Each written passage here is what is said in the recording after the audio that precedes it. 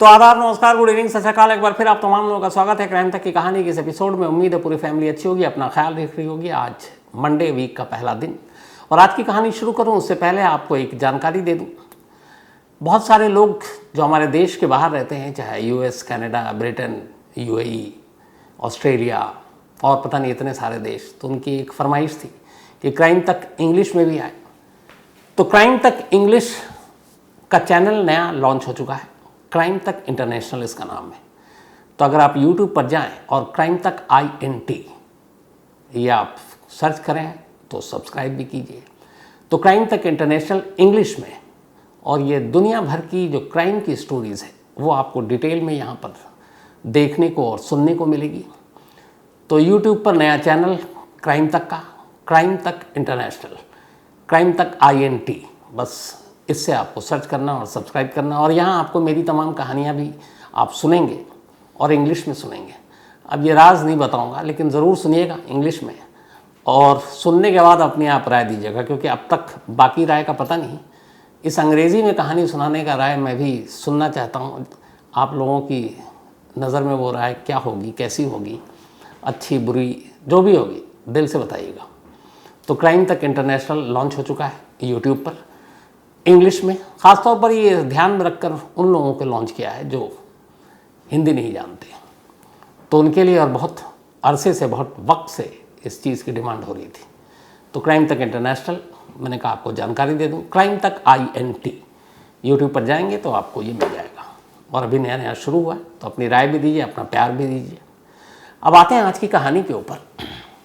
कई कहानियाँ ऐसी होती हैं जो दिमाग घुमा कर रख देती हैं। मुझे लगता है कि क्राइम की हिस्ट्री में, अपने देश में, अगर टॉप कुछ कहानियों को रखूं जो उलझा दें, आपका सर घुमा दें, तो उनमें से एक ये कहानी होगी जो आज मैं आपको सुनाने जा रहा हूँ। ठीक 50 साल पुरानी ये कहानी है, लेकिन इस कहानी को सुनने और समझने के बाद खुद मेरा अपना मानना है कि वक्त चाहे कितना पहले का हो या आज का हो, ये जो पॉलिटिक्स, क्राइम, ब्यूरोक्रेसी, इन सब का जो कॉकटेल है ना, जो घालमेल है, वो पहले भी था और आज भी है। आज की कहानी एक ऐसी मर्डर मिस्ट्री की कहानी है जिसमें पॉलिटिक्स भी है, जिसमें ब्यूरोक्रेसी भी है, और जिसमें बाकी तमाम वो चीज़ें हैं जो एक क्राइम की स्टोरी में होनी चाहिए, रहस्य। ये जो अपराध और राजनीति का गठजोड़ होता है, ये सबसे खतरनाक होता है। इस कहानी में नागमणि की एक तरफ पुलिस है, एक तरफ ब्यूरोक्रेसी है, एक तरफ पॉलिटिक्स भी है। और ये इकलौता मामला नहीं है। बिहार में ऐसे तमाम किस्से, हज़ारों किस्से हैं जहाँ राजनीति और अपराध के गठजोड़ की वजह से क्या कुछ हुआ, और ऐसी इन्हीं वजहों से बहुत सारे ऐसे क्रिमिनल पैदा होते हैं। कुकू FM के ऑडियो बुक पर आप जाकर सुन सकते हैं shoot out the Bihar chapter, shoot out the Bihar chapter. ये कुकू FM के ऑडियो बुक पर है, और इसमें ख़ासतौर पर कहानी एक गुड्डू तिवारी नाम के शख्स की, कैसे पॉलिटिक्स से होते होते फिर वो एक क्रिमिनल बनता है, एक अपराधी बनता है, और उसके बाद कैसे उसका एनकाउंटर होता है। तो एक इंटरेस्टिंग कहानी है कुकू बुक पर। नाम है इसका shoot out the Bihar chapter. Kuku FM देश का बेस्ट ऑडियो शो प्लेटफॉर्म है, जिसके 15 लाख से ज़्यादा एक्टिव हिंदी पेड सब्सक्राइबर हैं, और यहाँ हर महीने 4200 घंटे के कंटेंट्स के साथ ये लगातार बढ़ रहा है। कुकू FM ऐप पर 10,000 से ज़्यादा ऑडियो बुक हैं, जिसे आप कहीं भी कभी भी सुन सकते हैं, हिंदी में सुन सकते हैं। इसमें biography, business, crime, entertainment, politics, तमाम बुक हैं।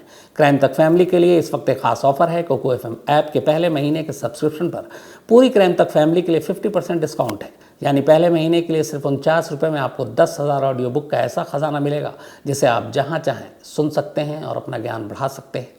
इस वक्त आप अपनी स्क्रीन पर एक QR कोड देख रहे हैं, इसे स्कैन करके direct Kuku FM app download कर सकते हैं। और इसके अलावा क्राइम तक फैमिली के लिए नीचे दिए गए डिस्क्रिप्शन बॉक्स में लिंक को क्लिक करें और कूपन कोड CRIME50 लगाएं, जिससे पूरी फैमिली को 50% डिस्काउंट के साथ 99 रुपये का सब्सक्रिप्शन सिर्फ 49 रुपये में मिलेगा। इत्तेफाक से ये कहानी उस साल की है जिस साल अपने देश में CRPC यानी code of criminal procedure, CRPC 1973 में ये इम्प्लीमेंट हुआ था। और उसी साल एक कत्ल होता है, एक ऐसा कत्ल जिसकी जब तफ्तीश आगे बढ़ी तो उस वक्त जो कुछ हुआ, मुझे लगता है कि शायद उसके बाद भी आज तक ऐसी चीज़ें कभी नहीं हुई जो सारी उंगलियां उठी थी।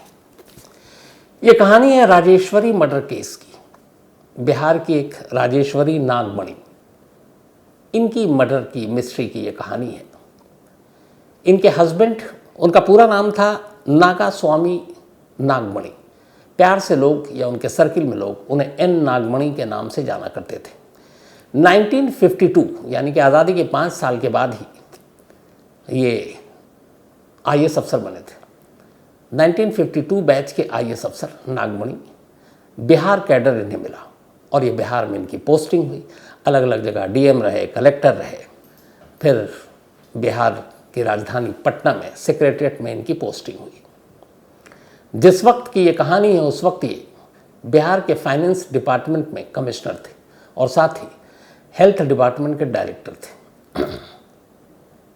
और जो इनकी वाइफ राजेश्वरी, ये इन्होंने मद्रास प्रेसिडेंसी कॉलेज से MSc किया और फिर LLB की पढ़ाई की और पटना हाई कोर्ट में प्रैक्टिस किया करती थी।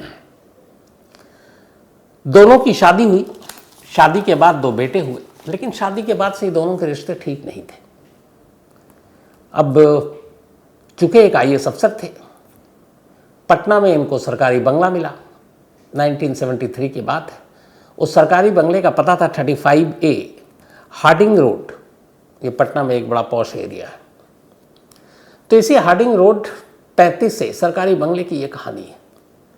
2 और 3 मार्च 1973, 2 और 3 मार्च 1973 कि सुबह सुबह नागमणि उठते हैं और उनके 2 बच्चे थे। एक की उम्र उस वक्त करीब 15 साल थी, उसका नाम था P. सुकुमार। वो अपने बेटे को कहते हैं कि तुम्हारी मम्मी घर छोड़कर चली गई हैं फिर से। अब फिर से का मतलब ये कि इससे पहले भी कई बार राजेश्वरी घर से निकल गई थी। कभी वो अपनी किसी सहेली के घर जाकर रुक जाती, कभी अपनी उनकी एक बहन रहती थी कोलकाता में, वहाँ चली जाती। तो कई बार 1-1 हफ्ता 10-10 दिन तक नहीं आती थी। और पति पत्नी के रिश्ते वैसे थे कि उनके सर्किल में हर एक को पता था कि दोनों में बनती नहीं है, निपती नहीं है, लेकिन फिर भी एक साथ एक छत के नीचे इसलिए रह रहे थे कि 2 बच्चे थे, 2 बेटे थे। ऐसे बहुत सारे परिवार हैं जिनमें नहीं बनती, लेकिन बच्चों की खातिर वो रहते हैं। तो 3 मार्च की सुबह सुबह उन्होंने बताया कि तुम्हारी माँ रात को निकल गई और उसके बाद से आई नहीं। अब ये हुआ कि बच्चों को भी पता है कि माँ कई बार घर से जाती है गुस्से में, उसके बाद लौट आती है, लेकिन दिन बीतता गया, वो लौटी नहीं। इधर एक चीज़ और थी, जो रामेश्वरी थी, उनको नींद में चलने की भी आदत थी। कई बार ऐसा हुआ कि वो नींद में चलती थी और उनके ख़ानदान के लोग, उनके परिचित, वो सभी इस चीज़ से वाकिफ थे। अब चूँकि वो एक IAS अफसर की बीवी थी, तो उसी जहाँ पे ये रहती थी हार्डिंग रोड पर, वो पूरा आसपास का जो इलाका था, वहाँ पे तमाम senior most bureaucrats, IAS, IPS, इन लोगों की कोठियाँ हुआ करती थी, सरकारी बंगले हुआ करते थे। तो उनकी जो बीवियाँ थी अफसरों की, उनके साथ रामेश्वरी की अच्छी दोस्ती भी थी। लेकिन अब इस बार गए तो कई दिन बीत गए, वो लौटी नहीं। 2 और 3 मार्च की रात की ये बात है, 1 महीना बीत गया। अच्छा, इधर जब लौटी नहीं तो फिर बेटे को लगा कि शायद पता नहीं कहाँ है, तो बड़ा बेटा चला गया कोलकाता अपनी मौसी के पास, और उसने मौसी को जाकर बताया कि फिर मम्मा कहीं गायब हो गई हैं, कहाँ चली गई पता नहीं।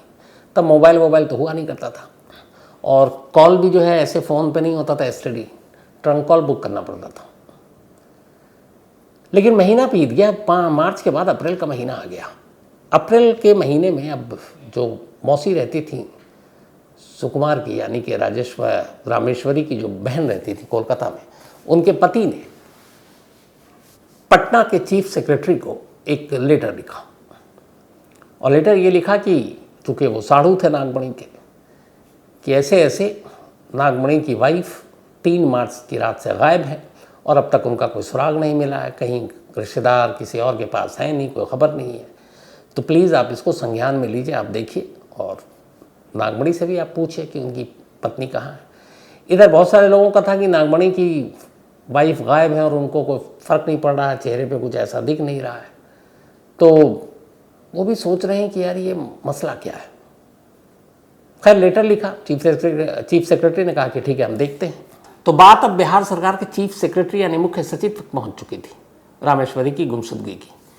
लेकिन फिर महीना बीत गया, कोई कार्रवाई नहीं, कुछ नहीं हुआ, क्योंकि पास्ट ऐसा था कि कई बार वो जाकर लौट चुकी थी। तो 15 अप्रैल को मणि के साढ़ू ने कोलकाता से चीफ सेक्रेटरी को लेटर लिखा, उसका भी कोई असर नहीं हुआ।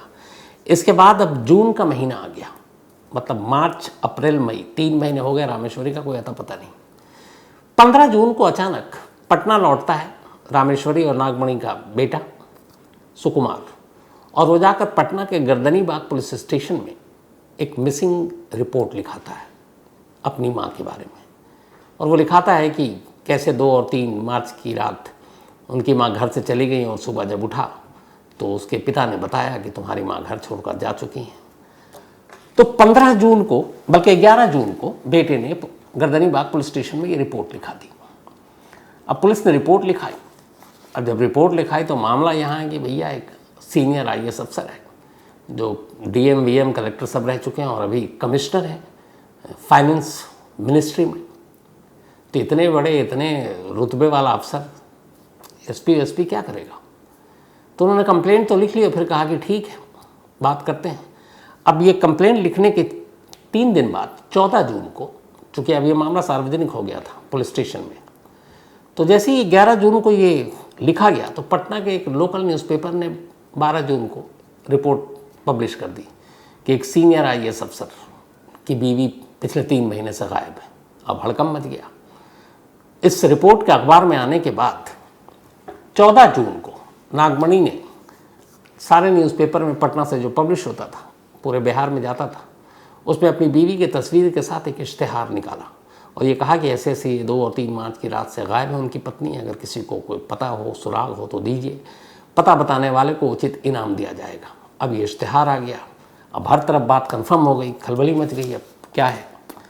तो इसके बाद पुलिस ने अपनी तफ्तीश भी अब शुरू की।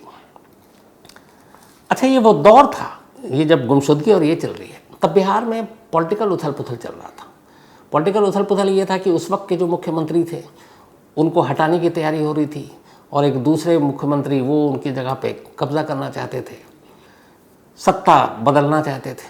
तो एक अब्दुल गफूर हुआ करते थे, वो उस वक्त इंदिरा गांधी के ख़ास थे और दूसरे जो वहाँ पे चीफ मिनिस्टर थे वो उनकी जगह लेना चाहते थे। तो जो पॉलिटिकल रस्साकशी चल रही थी, ये खबरें अखबार में ज़्यादा थी, न्यूज़ चैनल तो तब थे नहीं। तो इस तरफ के एक IAS अफसर की पत्नी गायब है, बहुत ज़्यादा इसकी खबर नहीं छप रही थी। लेकिन इसी बीच में जब ये सारी चीज़ें हुई और अखबार में इश्तेहार दिया तो अब न्यूज़पेपर का इंटरेस्ट आने लगा कि एक IAS अफसर की वाइफ गायब है और 3 महीने हो गए, कोई सुराग नहीं है, कहाँ है कुछ पता नहीं है। तो पुलिस ने तफ्तीश शुरू की, लेकिन लगा कि अब बड़ा मामला है, पुलिस ने कुछ किया नहीं, तो मामला फिर बिहार के क्राइम ब्रांच को सौंप दिया गया और बिहार की क्राइम ब्रांच पुलिस ने अब इस मामले की तफ्तीश, इन्वेस्टिगेशन शुरू की। उसने जो तफ्तीश शुरू की तो सीरियसली शुरू की। उसने सबसे पहले ये कहा कि पटना या आसपास के इलाकों में पिछले 3-4 महीनों में, यानी कि 2 मार्च के बाद से कितनी लावारिस लाशें मिली हैं, ख़ासतौर पर महिलाओं की। अब ये सारे बिहार के हर ज़िले में ये भेज दिया गया सर्कुलर कि भैया हर थाने वाले बताओ। तो बहुत सारी आई अलग अलग जगहों से इसी बीच में कि ये महिला की लाश मिली है। उसी में से एक रिपोर्ट आई बख्तियारपुर से, पटना के बेहद करीब है ये, और जो अभी मुख्यमंत्री नीतीश कुमार है इनकी कॉन्स्टिट्यूंसी भी रही है ये। तो बख्तियारपुर की पुलिस ने एक रिपोर्ट भेजी और उसने कहा कि हमें 3 मार्च की सुबह एक लेडी की लाश मिली थी और बिल्कुल उसके जिस्म पे कोई कपड़ा नहीं था, और ये लाश बख्तियारपुर करीब 64 या 65 किलोमीटर दूर था पटना से। NH नेशनल हाईवे नंबर 31 के करीब एक बादीपुर गांव है, वहीं पर सड़क के किनारे एक गड्ढा था और उस गड्ढे में ये लाश पड़ी थी। किसी राहगीर ने, गांव वालों ने देखा और पुलिस को इतला दी। तो उन्होंने कहा कि ये लाश हमें 3 मार्च की सुबह तो मिली थी, पर हमने उसके तफ्तीश की, आसपास में पूछा, उस हुलिये से पता चल रहा था कि महिला यहाँ की है नहीं और ये भी लग रहा था कि किसी अच्छे परिवार की है, शक्ल सूरत और बाकी चीज़ों से। हालांकि उसके जिस्म पे और कोई चोट नहीं था, लेकिन चेहरे पे खून था, सर फटा हुआ था, ऐसा लगता था पत्थर से मारा गया है। और चेहरा बिगाड़ने की भी कोशिश की गई, लेकिन चेहरा बिगड़ा नहीं था। और सबूत के नाम पर कोई कपड़े और कोई निशानी नहीं। तो हमने उस लाश को उठाकर और बाढ़ के मेडिकल कॉलेज में भेज दिया, सरकारी अस्पताल में। वहाँ उसका पोस्टमार्टम हुआ। उसके बाद लाश कुछ दिनों तक रखी रही, जब कहीं से कोई खबर नहीं आई तो फिर पुलिस ने लावारिस लाश के कोटे से उस लाश का अंतिम संस्कार करा दिया। लेकिन उसने कहा पोस्टमार्टम रिपोर्ट और उसकी विसरा रिपोर्ट बाढ़ मेडिकल कॉलेज में रखा हुआ। अब जब ये रिपोर्ट बख्तियारपुर से क्राइम ब्रांच को मिली पटना के, तो पटना क्राइम ब्रांच ने वो तस्वीरें भी मंगाई, देखी। तस्वीर देखते ही पटना पुलिस को एहसास हो गया कि ये तस्वीर किसी और की नहीं बल्कि रामेश्वरी की है। दिखाया गया फैमिली को, सुकुमार ने भी पहचान लिया, नागमणि ने भी पहचान लिया। अब ये खबर जैसी अखबार में अगले दिन आई तो हंगामा मच गया। इसलिए ये बात है अगस्त के पहले हफ्ते की कि एक IAS अफसर की पत्नी की लाश पटना से इतने किलोमीटर दूर, वो भी बिल्कुल नग्न अवस्था में मिली है, और ये मर्डर केस है क्योंकि सरपरवार किया गया था। अब क्राइम ब्रांच की टीम बख्तियारपुर जाती है, वहाँ पे डॉक्टरों से बात करती है, पुलिस से बात करती है, सारी चीज़ें। इधर जो बयान थे इन सब के लिए जाते हैं, पहले भी लिए गए थे। अब पुलिस 2 और 3 मार्च कौन कौन थे नागमणि के इर्द गिर्द, उन सब की लिस्ट निकालती है, उनसे पूछताछ करती है।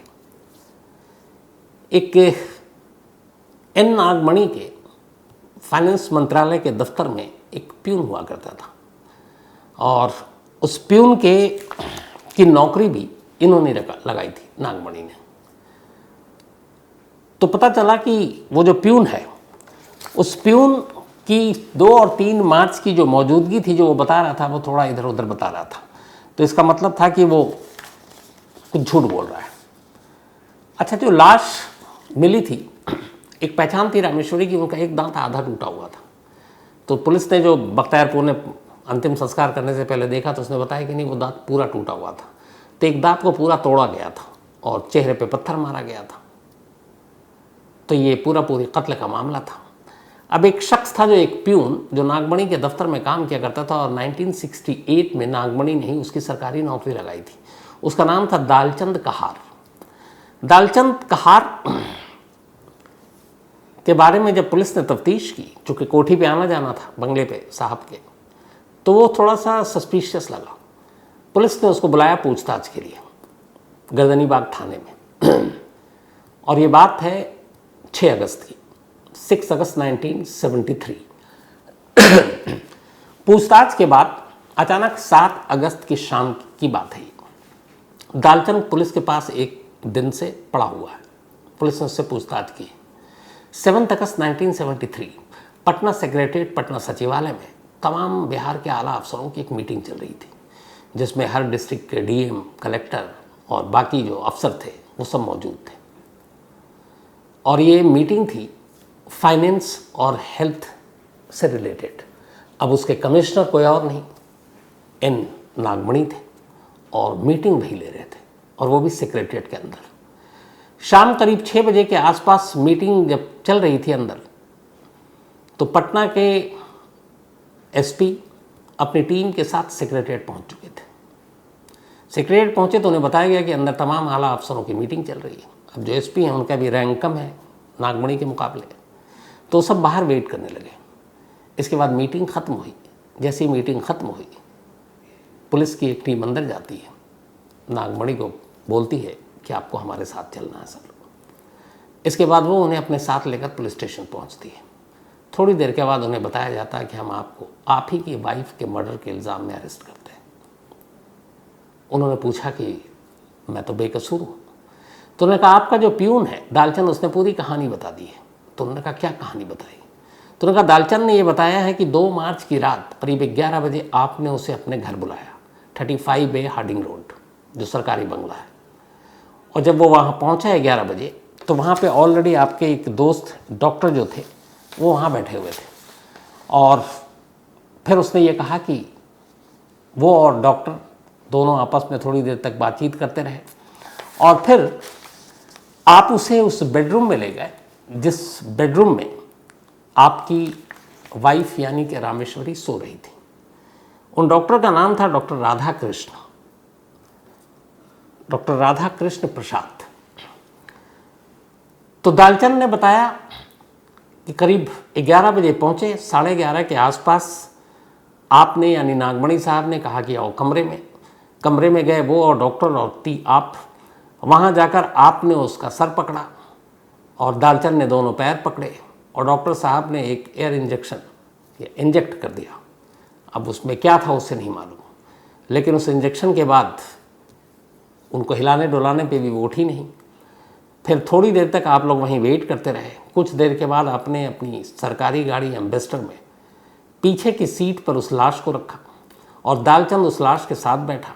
अगली सीट पर डॉक्टर साहब थे और ड्राइविंग सीट पर आप खुद थे। आप लाश लेकर वहाँ से निकलते हैं और आपने ये कहा कि हमें चलना है बाढ़। बाढ़ में एक पुल है गंगा नदी के ऊपर, वहाँ पे हम इस लाश को फेंक देंगे, बहती हुई चली जाएगी। लेकिन इत्तेफाक से उस रात शिवरात्रि थी और शिवरात्रि में बहुत सारे तमाम भक्तों का जमावड़ा निकला रहता है, दूर दूर ऐसी जगहों पे दर्शन करने भी जाते हैं। तो बाढ़ के रास्ते में जब आप जा रहे थे तो बहुत सारे, एक तो गाड़ियों का हुजूम बहुत था, ट्रक बहुत थे, तो कहीं मौका नहीं मिला उस पुल से लाश को फेंकने का। फिर इरादा बदला और ये कहा कि चलो बख्तियारपुर से पास से जब गुजरने लगे तो आपने कहा कि नदी में फेंक देंगे किनारे से, लेकिन नदी के किनारे भी बहुत सारे श्रद्धालु थे।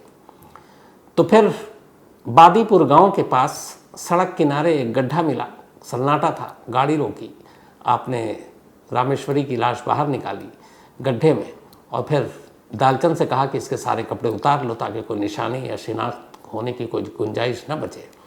और फिर कहा कि इसका आधा दांत टूटा हुआ है तो उससे भी इसकी शिनाख्त हो सकती, तो उसके दांत को पूरा तोड़ दो। फिर दालचंद ने एक पत्थर से उसके दांत तोड़े, फिर कहा इसके चेहरे और सर पर भी पत्थर मार दो ताकि शक्ल बिगड़ जाए।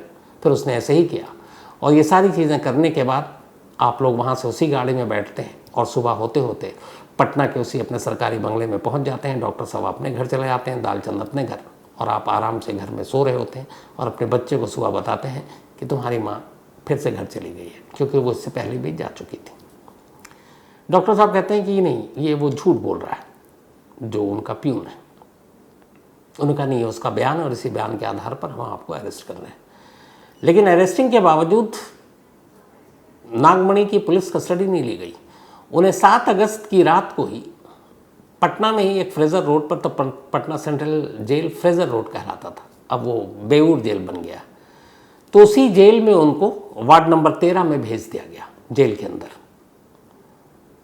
पुलिस कस्टडी नहीं ली गई, जबकि जो इनका प्यून था दालचंद, उसकी पुलिस रिमांड ली गई और उसको कई दिन तक रखा गया। तो वो जेल पहुंच गए और इधर दालचंद पुलिस कस्टडी में। फिर दालचंद की पुलिस कस्टडी खत्म हुई, उसको भी जुडिशियल कस्टडी में भेज दिया गया। अब जब ये गिरफ्तारी की खबर आई तो अगले दिन हंगामा मच गया। अब पुलिस की टीम ने जब गिरफ्तार किया 7 अगस्त को, तो 8 अगस्त को इसके बाद पुलिस की टीम इस 35A जो बंगला था सरकारी जहाँ ये रहा करते थे, वहाँ पे गई सबूत ढूंढने के लिए कि क्या कुछ मिलता है कि नहीं मिलता है। तो जब वहाँ गई तो पुलिस का दावा था कि उनके घर से, उनके बेडरूम से करीब 100 से ज़्यादा तस्वीरें मिली। वो सारी तस्वीरें न्यूड थी और वो सारी तस्वीरें आपत्तिजनक थी, अश्लील थी। लेकिन वो तस्वीरें काल्पनिक नहीं थी, वो तस्वीरें रियल लोगों की थी। अब ये तस्वीरें आई, तस्वीरें ऐसे ऐसे लोगों की थी कि खुद पुलिस के पैरों तले ज़मीन खिसक गई थी। फिर डॉक्टर साहब की पूरी, डॉक्टर कह रहा हूँ, अपने IAS अफसर नागमणि साहब की पूरी तफ्तीश की। उसके बाद पुलिस ने चार्जशीट दाखिल की। चार्जशीट दाखिल करने के बाद अदालत में पेश किया। अब कहानी क्या बनाई गई? कहानी ये थी कि नागा स्वामी नागमणि 1952 बैच के IAS अफसर, शादी के बाद से इनकी पत्नी से बनती नहीं थी, पर मजबूरी में दोनों साथ रहते थे 2 बच्चों की वजह से।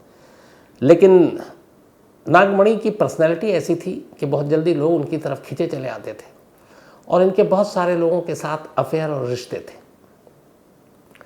और इन्हीं रिश्तों की वजह से इनकी पर्सनल लाइफ में बीवी के साथ अनबन भी रहा करती थी। और उन्हीं रिश्तों की वजह से जब वो टोका टाकी ज़्यादा हुई तो इन्होंने अपने प्यून और उस डॉक्टर के साथ मिलकर अपनी पत्नी को रास्ते से हटा दिया और उसका मर्डर किया। ये पुलिस की पूरी चार्जशीट थी।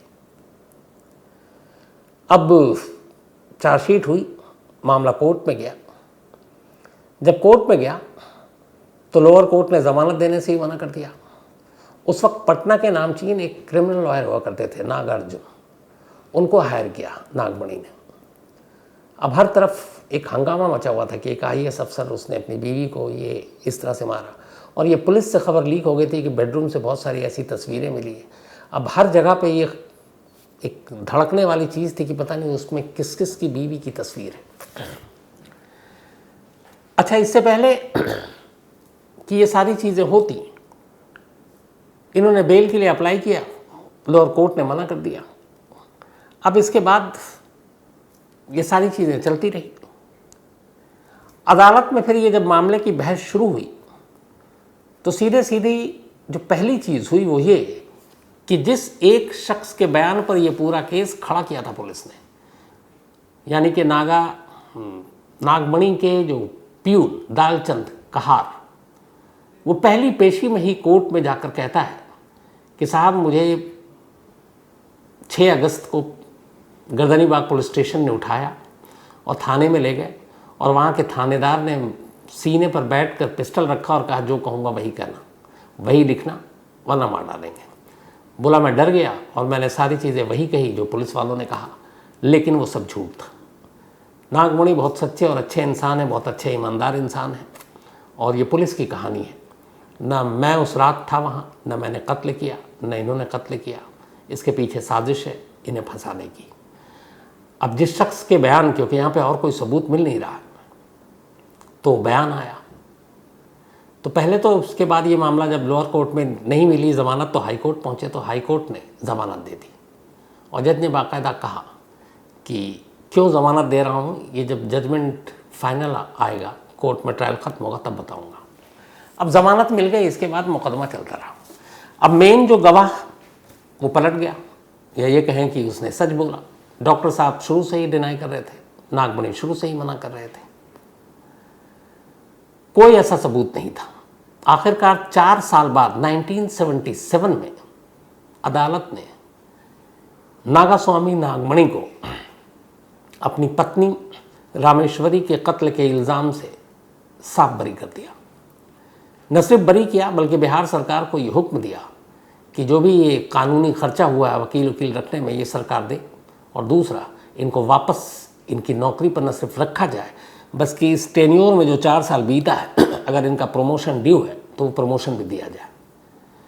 बिहार सरकार ने इस फैसले के खिलाफ हाई कोर्ट ने ये फैसला दिया, फिर सुप्रीम कोर्ट पहुंची। सुप्रीम कोर्ट ने भी हाई कोर्ट के फैसले को बरकरार रखा और नागमणि को बाइज्जत बरी कर दिया, और वही हुक्म कि इन्हें नौकरी पर रखा जाए। अब देश की सबसे बड़ी अदालत का हुक्म था, ना चाहते हुए भी बिहार सरकार, उस वक्त जो सरकार में लोग थे, उन्होंने नागमणि को वापस नौकरी पर बहाल किया। नागमणि वापस ज्वाइन करते हैं, उनका प्रमोशन होता है और वो एडिशनल सेक्रेटरी के पोस्ट पर पहुंच जाते हैं। यानी जो सबसे बड़ा पोस्ट था चीफ सेक्रेटरी किसी भी स्टेट का जो होता है हाईएस्ट, उसी के इक्वल था, लेकिन उन्हें चीफ सेक्रेटरी नहीं बनाया। उसके पीछे भी राजनीति थी, लेकिन वो इसी एडिशनल चीफ सेक्रेटरी के पोस्ट से पे काम किया और 1988 में वो रिटायर हो गए। रिटायरमेंट के बाद वो वहाँ से चेन्नई चले गए, उनका अपना घर, और इस वक्त शायद उनकी उम्र 95 ईयर है, और जो खबर है वो ये है कि वो अब भी चेन्नई में है और सही सलामत है। तो ये तो कहानी का एक पहलू हुआ। अब सवाल है, कोर्ट ने बरी कर दिया तो फिर रामेश्वरी को किसने मारा, और अगर रामेश्वरी को नागमणि ने नहीं मारा तो उन्हें किसने फंसाया, ये पूरी कहानी क्या थी। तो उस वक्त जो सारी मीडिया और सारी खबरें आ रही थी, वो अब पूरी कहानी इस तरीके से आपको सुनाता हूँ। जब बिहार कैडर के आईएएस की पोस्टिंग हुई नागमणि की बिहार में अलग अलग जगह पर, तो 1957 में ये एक कलेक्टर के तौर पर छपरा में पोस्टेड थे। विधानसभा का चुनाव था, और उस विधानसभा चुनाव में ये वो दौर था जब बैलेट बॉक्स हुआ करता था, और आपने सुना होगा पुराने के, बैलेट बॉक्स लूट लिया, पूरे जो बूथ है, पोलिंग बूथ, मतदान केंद्र, उस पर बाहुबली पहुंचते थे, बक्सा का बक्सा गायब हो जाता था और अपना ठप्पा मार के सब बक्से में डाल देते थे। ये आम बात थी। तो 1957 में भी जब ये कलेक्टर थे छपरा में, तो उस वक्त बूथ कैप्चरिंग का यही माहौल था, लेकिन इनके बारे में यह था कि ये बहुत ही ईमानदार और बहुत सख्त मिजाज अफसर है।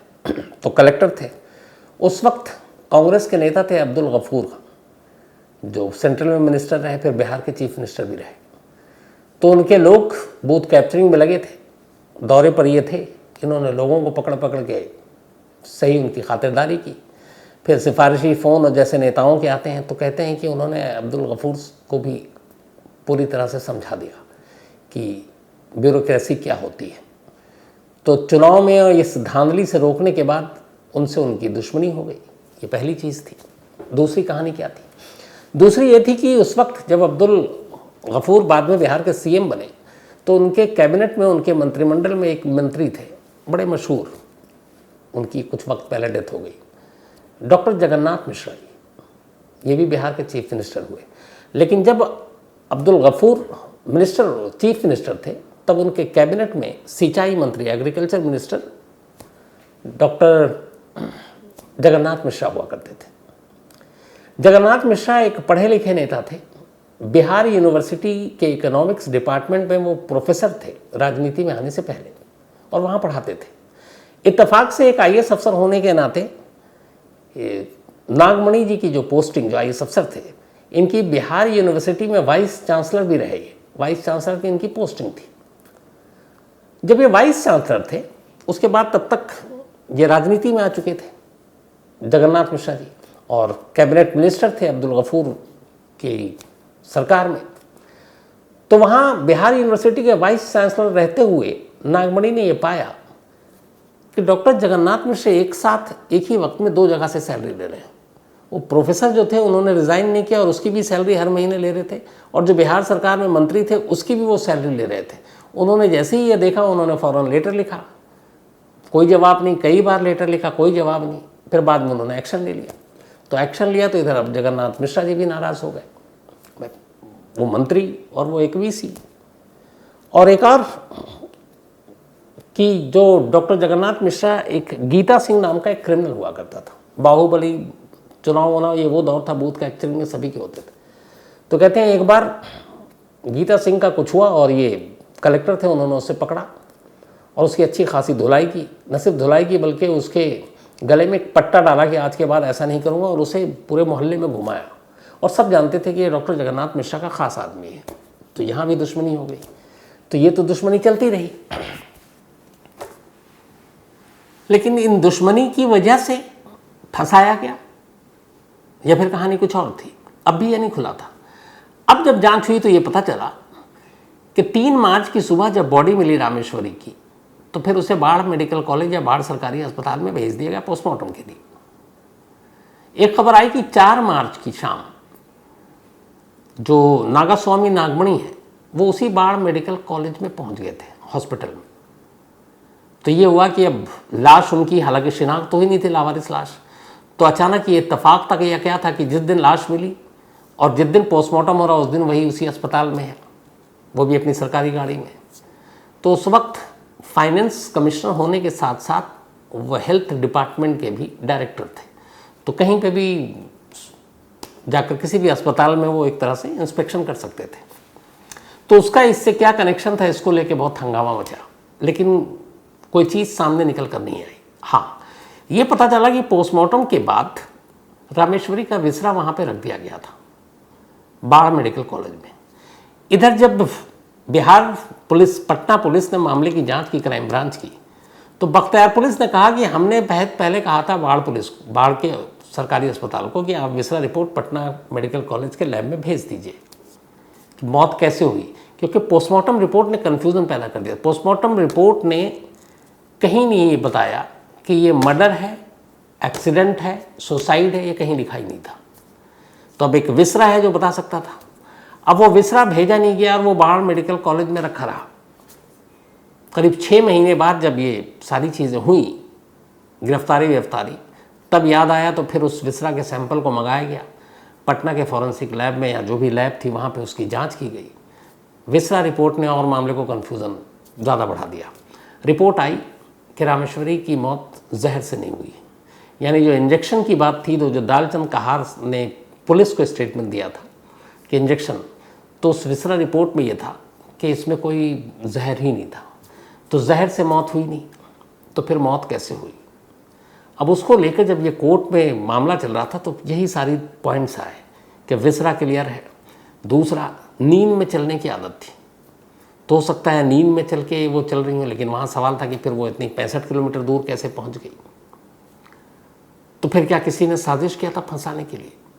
ये साजिश वाली थ्योरी सबसे ज़्यादा पावरफुल थी। उसकी वजह ये थी जो शुरू में मैंने आपको बताया था, जब गिरफ्तारी के बाद पटना पुलिस ने 35A हार्डिंग रोड के सरकारी बंगले की तलाशी ली जिसमें नागमणि रहा करते थे, तो कहते हैं कि करीब 100 से ज़्यादा फोटोग्राफ्स मिले थे न्यूड, और उनमें बिहार के एक गवर्नर की वाइफ यानी मिसेस गवर्नर की तस्वीर थी, बिहार के एक CM चीफ मिनिस्टर उनकी मिसेस की तस्वीर थी न्यूड, बिहार के चीफ इंजीनियर उनकी वाइफ की तस्वीर थी। उनका नाम तो पब्लिक न्यूज़पेपर में भी आ गया था, लेकिन ये जो गवर्नर और चीफ मिनिस्टर थे ये सब जानते थे, आज भी सब जानते हैं।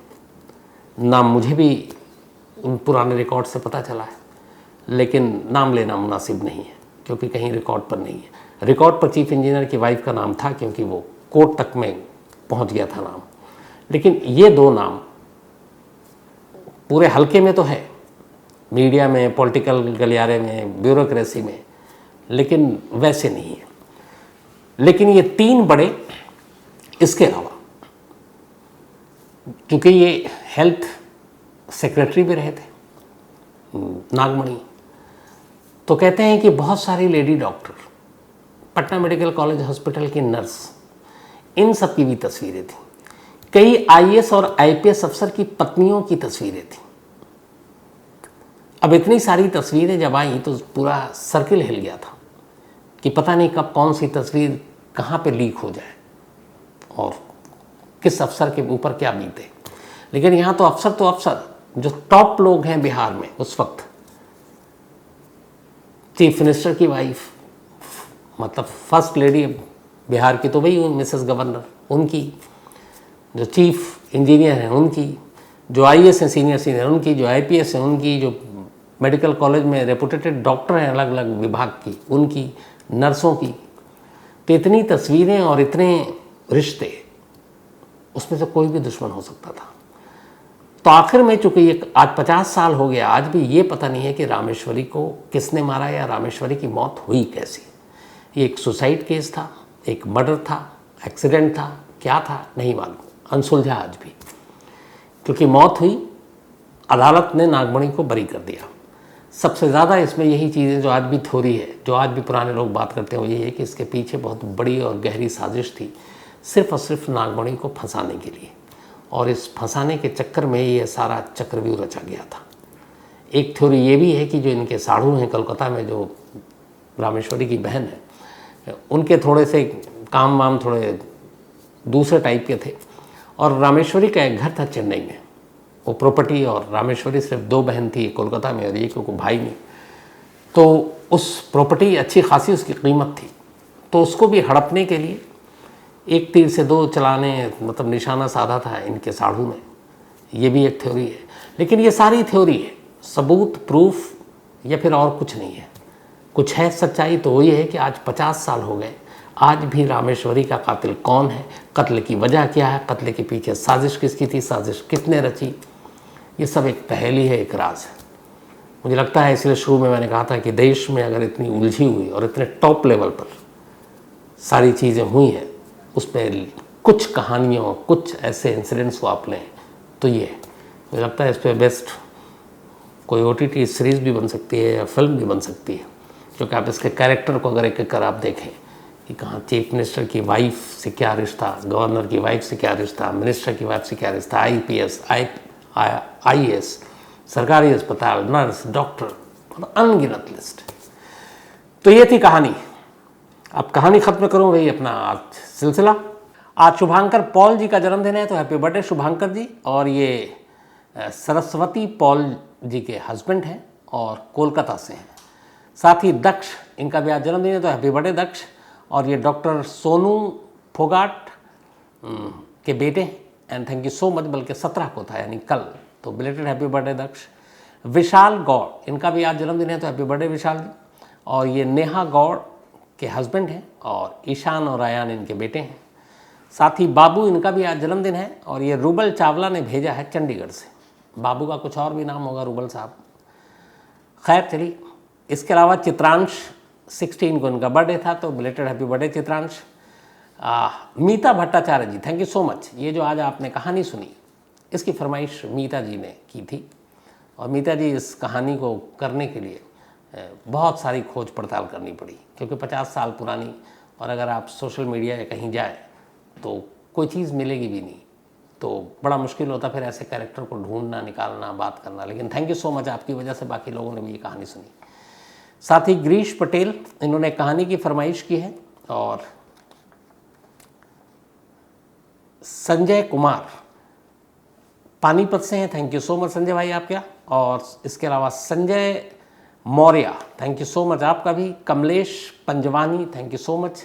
फयाज़ अहमद शेख, अब ये महादेव गैमलिंग ऐप पे कहानी सुनना चाहते हैं, ठीक है।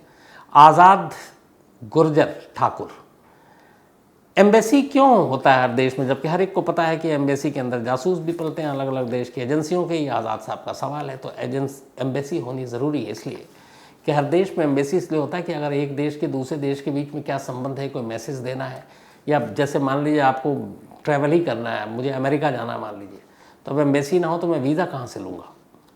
तो उसी तरीके से कोई मदद या कोई और डिप्लोमेटिक चैनल पे जो भी सारी चीज़ें बातचीत होती हैं, तो हर देश एक दूसरे देश, सभी की एम्बेसी होती है। हमारे नई दिल्ली में है लगभग 200 के करीब तो एम्बेसी होगी। तो एम्बेसी ज़रूरी होती है बहुत सारे कारणों से। इसके अलावा यासिर खान, इन्होंने कहानी की फरमाइश की है। जमालुद्दीन मोहम्मद, अभी शायद ये सऊदी में थे, अब ये यूएस ट्रैवल कर रहे हैं और कह रहे हैं कि अब यूएस में कहानी सुनने का टाइम हमारा डिफरेंट हो जाएगा, लेकिन कोई बात नहीं, all the best, happy journey Jamaluddin साहब। तो कहानी में इतना ही, लेकिन एक बार फिर आपको याद दिला दूं कि कुकू एफएम ऐप पर क्राइम तक फैमिली मेंबर्स के लिए खास ऑफर है। क्राइम 50 कूपन है, डिस्क्रिप्शन में लिंक है, यहाँ आप जाएं और 99 रुपीज़ का सब्सक्रिप्शन 49 रुपीज़ में पहले मंथ के लिए पाएं और कुकू एफएम के मज़े लें। तो आज कहानी में इतना ही। अब आपसे मुलाकात होगी कल रात 9 बजे किसी नई कहानी के साथ। तब तक अपना ख्याल रखिएगा। Thank you very much.